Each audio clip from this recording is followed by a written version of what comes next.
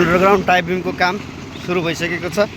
यो चाहिँ 9x9 को टाइबिङको चाहिँ कङ्क्रिट कास्टिङ गर्दा हामीले जहिले पनि भाइब्रेटरको प्रयोग गर्नुपर्ने हुन्छ। यहाँ देख्न सक्नुहुन्छ भाइब्रेटर प्रयोग गरेर काम गर्नुपर्ने हुन्छ। यो चाहिँ भाइब्रेटर हो।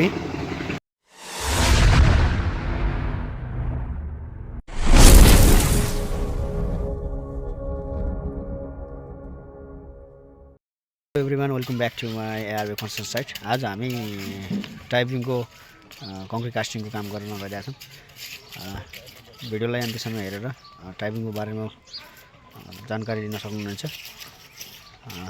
तपाईहरुलाई हामी टाइबिङ कङ्क्रिट कास्टिङ गर्दा कतिमा गर्ने र कति इन्ची गर्ने भन्ने कुरा सम्पूर्ण जानकारी यो भिडियोमा देखाउन गइरहेका छौँ।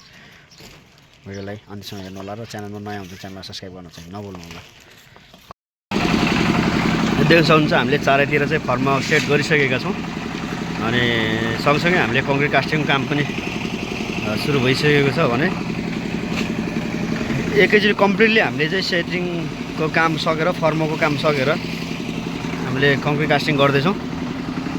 र कङ्क्रिट कास्ट गर्दा हामीले अनिवार्य रूपमा भाइब्रेटरको पनि प्रयोग गर्नुपर्ने हुन्छ, जसले गर्दा कुनै पनि सानो भ्वाइटहरू चाहिँ ग्यापहरू रहन पाउँदैन। भाइब्रेटरले चाहिँ मसलालाई राम्रोसँग कम्प्याक्सनको काम चाहिँ कम्प्याक्ट हुनमा चाहिँ मद्दत पुर्याउँछ। जुन ग्यापहरू सानो भ्वाइटहरू चाहिँ रहन दिँदैन भाइब्रेटरले। त्यसैले चाहिँ हामीले चाहिँ अनिवार्य रूपमा कङ्क्रिट कास्टिङ गर्दा चाहे हरेक ठाउँमा हरेक क्षेत्रमा स्ल्याब कङ्क्रिट कास्टिङ होस्, बिम कङ्क्रिट कास्टिङ होस्, डिपिसी कङ्क्रिट कास्टिङ होस्, होइन, कङ्क्रिट कास्टिङ गर्दा चाहिँ हामीले अनिवार्य रूपमा चाहिँ भाइब्रेटरको प्रयोग गर्नुपर्ने हुन्छ है। यो चाहिँ जान्न जरुरी छ, यो चाहिँ ध्यान दिनु जरुरी छ कि भाइब्रेटर चाहिँ हामीले प्रयोग गरिहाल्नुपर्छ कङ्क्रिट कास्टिङ गर्ने ठाउँमा।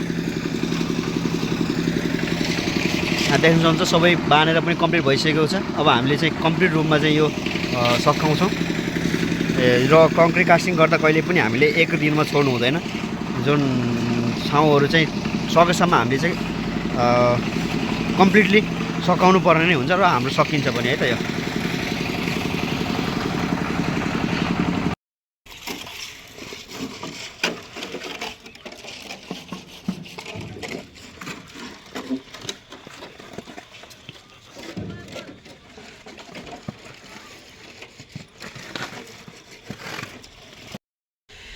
टाइबिङको काम सम्पन्न भइसकेको छ, देख्न सक्नुहुन्छ। अब चाहिँ